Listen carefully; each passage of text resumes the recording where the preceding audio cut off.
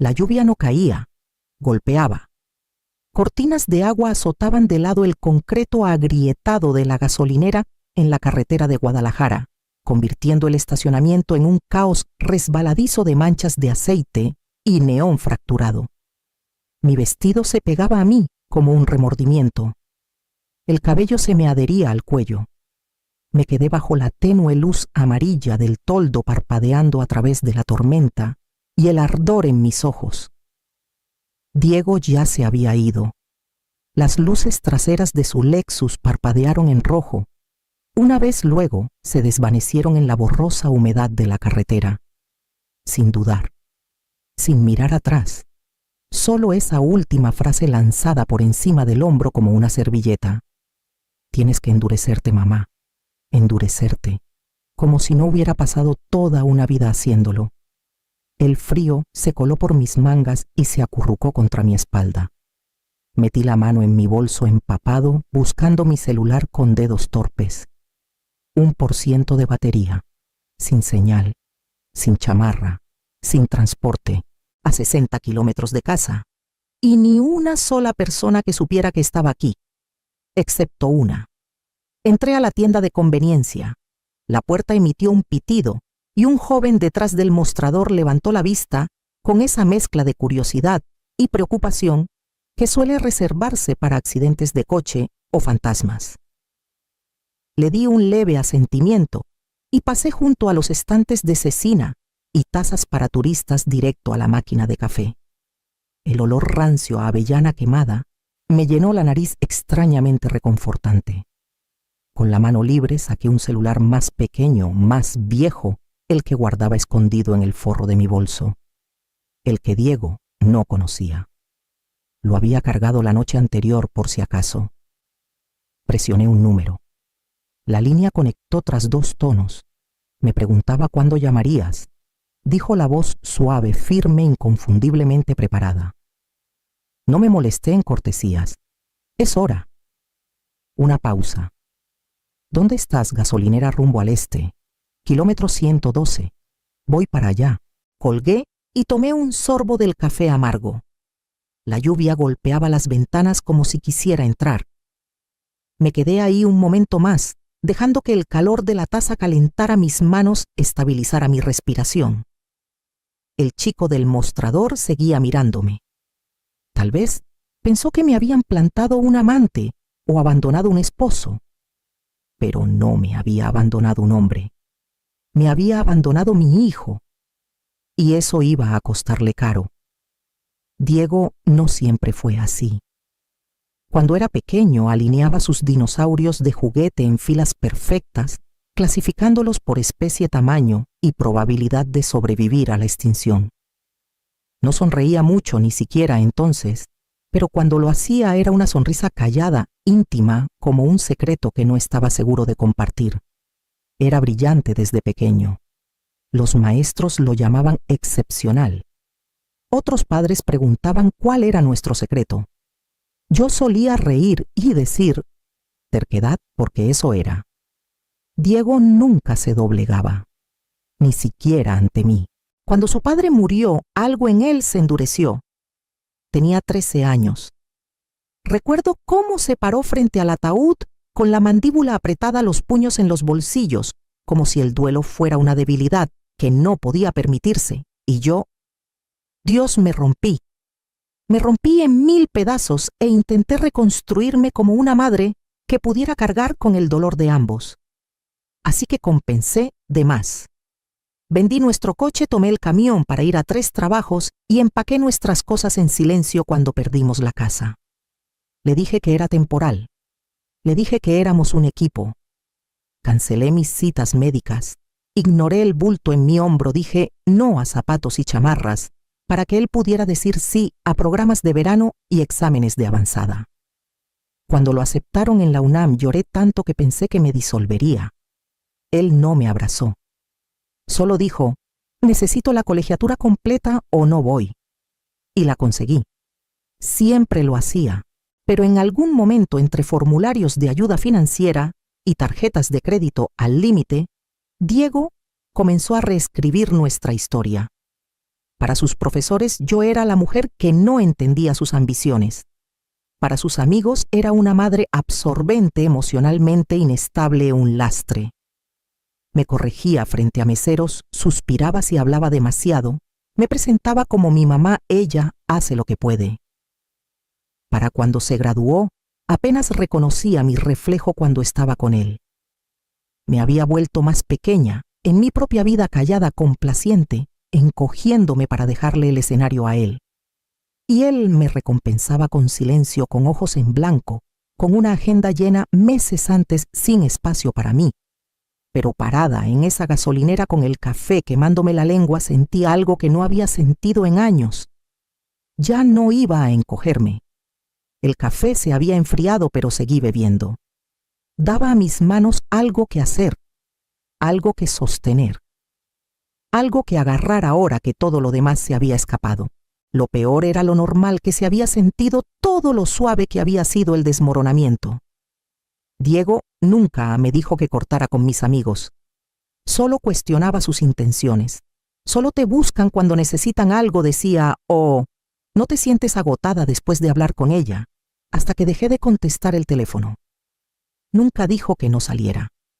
Solo siempre necesitaba algo de última hora, o me recordaba que no era seguro caminar sola de noche, o suspiraba cuando me arreglaba. Me convencí de que era amor. Me convencí de que era cuidado. Antes tenía amigos, un club de lectura que se reunía los martes, una vecina que traía sopa cuando hacía de más, una mujer de la iglesia que me invitó al baby shower de su hija. Diego decía que ninguno me entendía de verdad, que eran solo ruido. Luego las cuentas bancarias. Al principio fue algo pequeño, se ofreció a organizar mis gastos. Déjame encargarme, mamá. Ya has hecho suficiente. Se sentía amable, como un regalo. Empezó a mover todo a una cuenta conjunta. Es más fácil de rastrear, decía. Solo pondré todo en autopago. No había revisado la cuenta en más de un año. Ahora lo hice. Y ahí estaba. 47 por 38. Ayer había sido un poco más de 3,000 pesos. Miré la pantalla, los números planos e innegables. Un retiro de $2,000 a las 4:47 de la tarde, justo antes de la cena. Justo antes de que me dejara bajo la lluvia. Debería haber estado furiosa. Debería haber gritado. Pero lo que sentí fue peor que la rabia. Me sentí estúpida. Había pasado años dejando que me manejara como una cuenta vieja que ya no revisaba, automatizada, olvidada, irrelevante. Bloqueé la pantalla y presioné el celular contra mi pecho. Detrás de mí, la puerta sonó. Un cambio en el aire. Alguien más había entrado. Me giré apenas lo suficiente para verlo. Y cuando lo hice, todo lo que vino después comenzó. No habló de inmediato.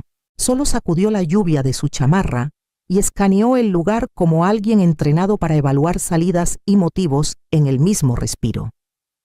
Cuando sus ojos se posaron en mí, algo cambió. El borde cauteloso se suavizó. Caminó hacia mí lento y deliberado, como si se acercara a un animal asustado. Señora Torres, preguntó con voz baja pero firme. Asentí. ¿Está usted bien? Nadie más me había preguntado eso. Ni el mesero en la cena. Ni Diego. Ni siquiera yo misma. He estado mejor, dije, dejando la taza de café antes de que mis manos me traicionaran. Asintió una vez. Sin lástima, sin dramatismo. Solo reconocimiento. Javier Elías había sido un nombre en una nota adhesiva amarilla alguna vez guardada en mi buró. Después de un comentario de Diego hace 3 meses, nos encargaremos de limpiar el fideicomiso, no te preocupes. Ni se va a dar cuenta, lo anoté. La frase había sido dicha con tanta ligereza, pero no me cuadró. Ni las palabras, ni el tono. Cuando le pregunté qué quería decir Diego, sonrió demasiado rápido, dijo que era solo jerga de bienes, y cambió de tema. No le creí. No del todo, no más. Así que llamé a una vieja amiga que trabajaba en seguros corporativos y ella me dio el número de Javier. Seguridad privada. Verificación de antecedentes. Rastros digitales.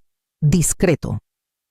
Nos reunimos 2 veces en una cafetería cerca de la biblioteca. No sabía qué buscaba, solo que algo no estaba bien.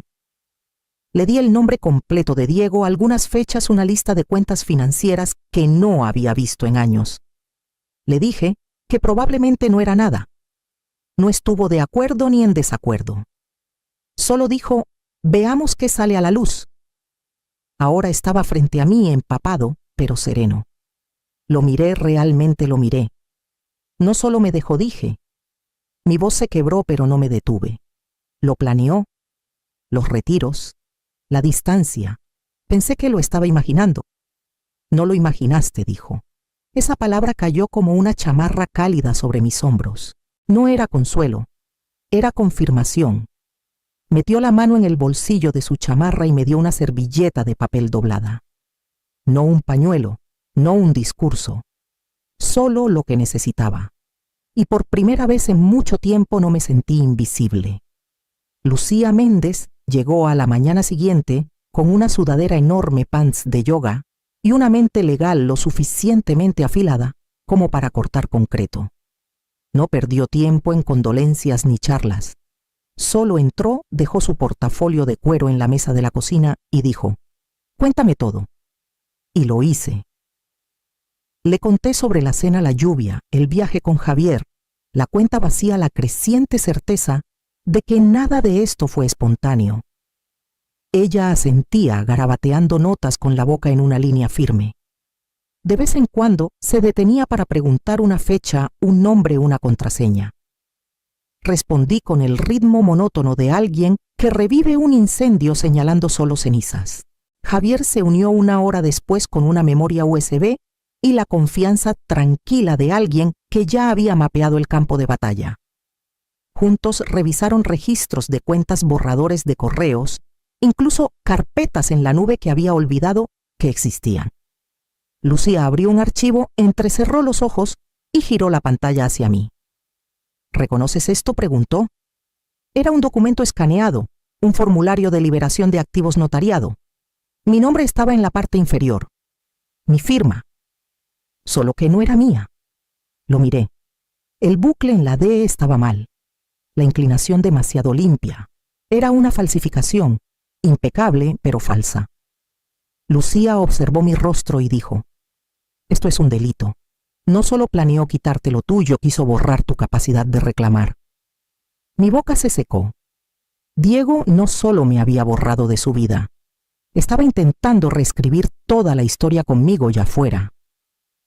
Javier me dio una carpeta con registros de llamadas, teléfonos desechables, números VoIP, una llamada rastreada a un agente inmobiliario en Mérida, otra a una bodega en Querétaro. Las fechas coincidían con los retiros. Notas garabateadas en taquigrafía. Llave de bodega. Sofía, transferencia a Cancún confirmada. Sofía.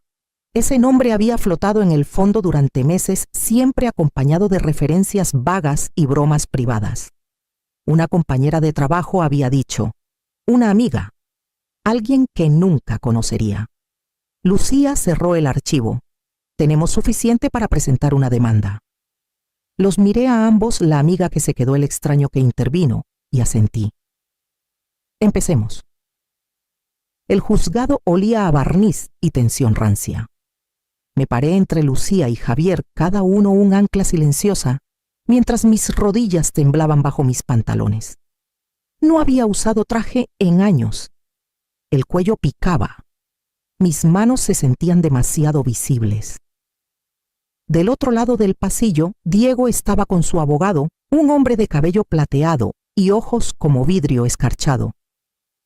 No me miraron hasta que entró la jueza. Entonces Diego levantó la vista lo justo para mostrar esa sonrisa controlada que solía confundir con calma. No estaba preocupado. Debería haberlo estado. Lucía habló primero, serena, precisa. Detalló la cronología, las vacaciones planeadas, el retiro de dinero, el documento falsificado. Presentó los hallazgos de Javier sin drama, solo hechos.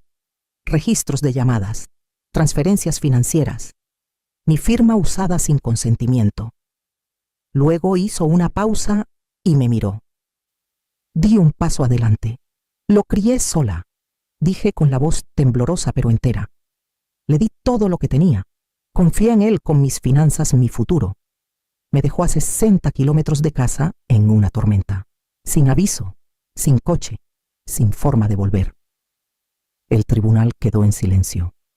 El abogado de Diego se levantó, suave, pulido. Llamó la situación desafortunada, un malentendido, una confusión entre un hijo adulto estresado y su madre mayor. Habló de tensiones familiares, presiones laborales, mal momento. Pero cuando la jueza se inclinó hacia adelante, fue mi voz la que resonó. La dejó sin transporte, sin fondos y sin explicación, dijo con tono cortante y frío. Transfirió activos conjuntos a una cuenta privada y usó un documento falsificado para justificarlo. No alzó la voz. No lo necesitaba. Concedo la petición de congelar todas las cuentas financieras compartidas hasta nueva investigación. La señora Torres conservará el uso exclusivo de la residencia principal. Se otorgará un apoyo temporal de 3.500 mensuales de inmediato.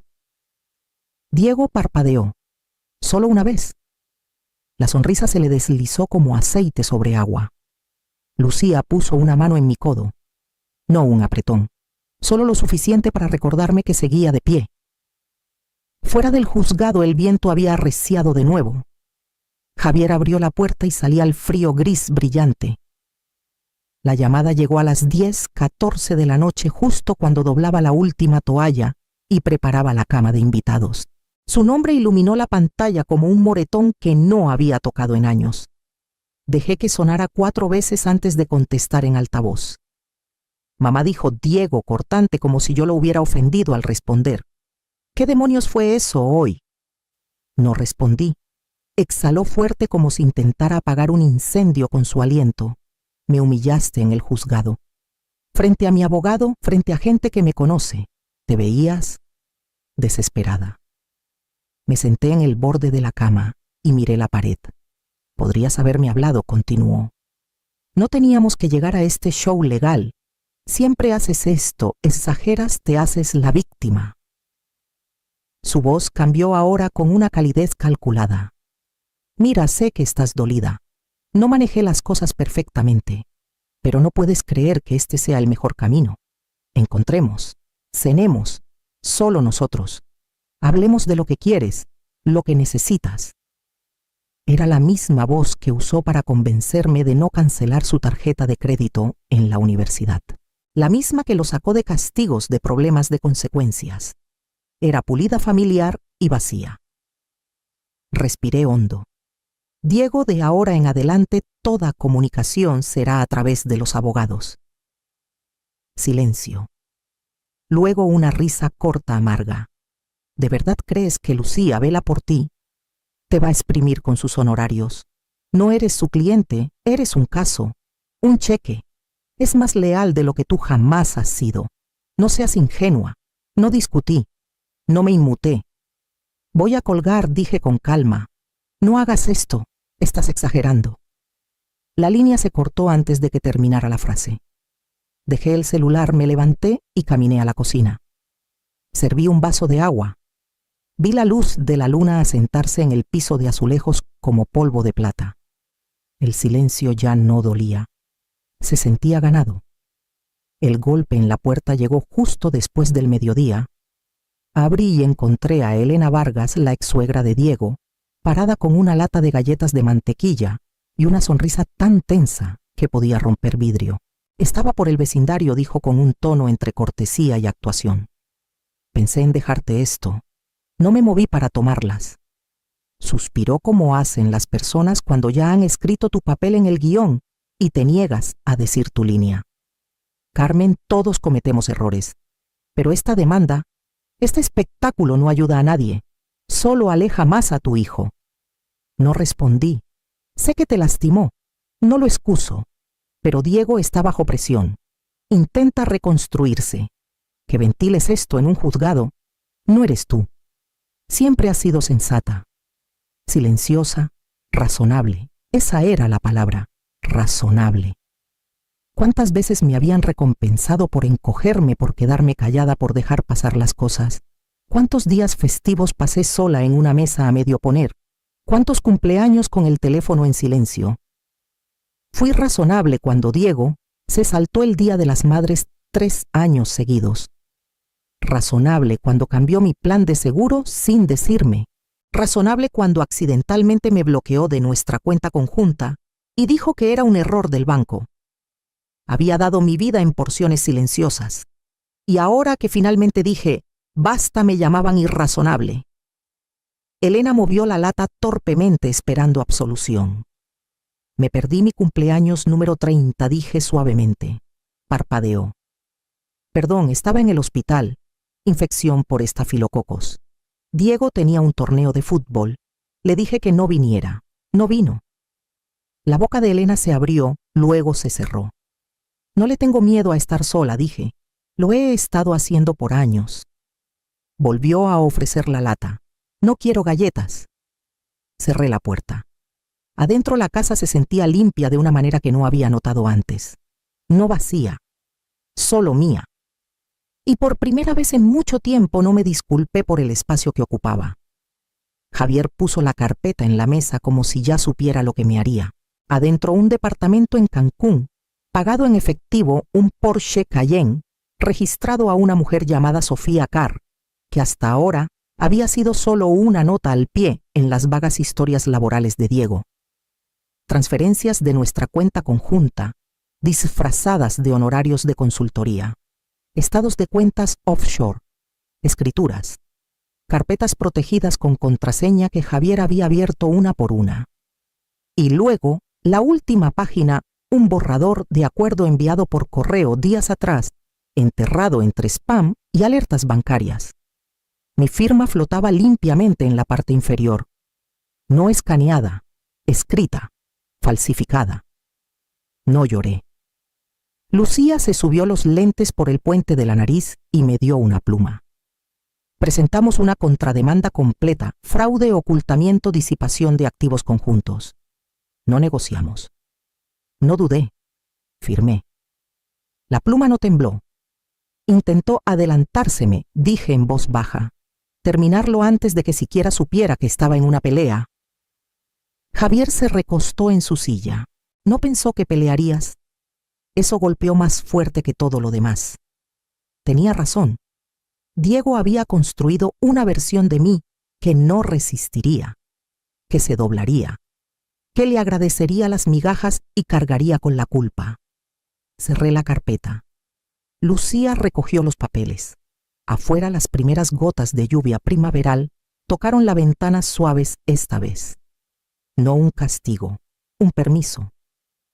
El juzgado estaba más frío la segunda vez. La jueza Arlis Chin no alzó la voz. No lo necesitaba. Sus palabras cortaron más limpias que cualquier argumento que el abogado de Diego pudiera haber hecho. Señor Torres, comenzó. Se le ha encontrado culpable de ocultar intencionalmente activos conjuntos, falsificar documentos legales e incapacitar financieramente a su madre mediante medios engañosos y coercitivos. Hizo una pausa. Nadie se movió. Por la presente otorgo a la señora Torres el 60% de todos los activos declarados y descubiertos. La propiedad total de la residencia principal. Además, 200.000 en daños punitivos. Diego miró al frente, sin protestas, sin un destello del encanto que usaba para navegar el mundo. Solo quietud, sus manos anudadas en su regazo, como si sostuvieran lo último que podía controlar. El martillo golpeó la madera. Estaba hecho. Lucía se giró hacia mí y asintió. No sonreí. No lloré. Porque lo que sentí no era victoria. Era liberación. Al salir del juzgado atrapé a Diego mirándome solo un instante, como un hombre que se da cuenta de que el suelo bajo él no solo se mueve. Se fue. Pasé sin frenar. Había usado mi confianza como moneda, gastado mis años como cambio suelto. Pensó que sería demasiado pequeña para pelear, demasiado callada para levantarme. Se equivocó. Afuera el cielo estaba despejado, el pavimento aún secándose de la lluvia matutina. Tomé un respiro que no se atoró, y por primera vez en años No lo llevé conmigo. 3 meses pasaron como páginas volteadas en silencio en un libro que finalmente comencé a escribir para mí. Pinté la puerta principal de verde salvia. El color de la calma, el color de la elección. Javier Lucía y yo nos reuníamos cada martes con café y pan donado, redactando estatutos, mapeando alcance, diseñando material impreso para una organización sin fines de lucro que llamamos Proyecto Luz de Lluvia para mujeres como yo. Mujeres que habían sido manejadas, borradas, descartadas. Ya no más. La misión era simple: darles herramientas, protección y una salida. Esa mañana llegó un sobre acolchado, sin remitente, adentro una foto de Diego desplomado junto a un coche descompuesto, sombras bajo sus ojos. Garabateado en la parte trasera con una letra que conocía mejor que la mía, había 6 palabras. No se suponía que ganaras. No sentí rabia. No sentí triunfo. Guardé la foto en una carpeta marcada cerrado y volví a la mesa donde Lucía revisaba formularios de admisión y Javier resaltaba solicitudes de subsidios. Él fue la tormenta, pero yo construí un tejado y luego invité a otros a entrar.